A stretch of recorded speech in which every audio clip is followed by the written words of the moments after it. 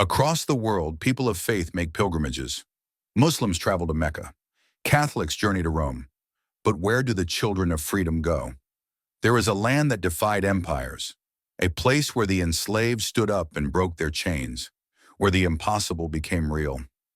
That land is Haiti. Haiti is more than a country. It is a shrine, the first nation in the New World to declare that all men and women deserve to live free, a sacred ground, watered with the blood of ancestors who chose liberty over life itself.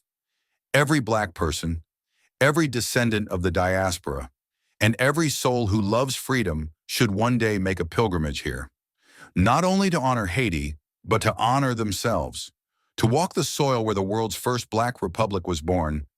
Haiti is the Jerusalem of freedom, a living reminder that liberty is never given. It is fought for, it is defended, and it is shared. Make the pilgrimage. Stand where revolution became resurrection, and let Haiti remind the world. Freedom is sacred, and it belongs to us all.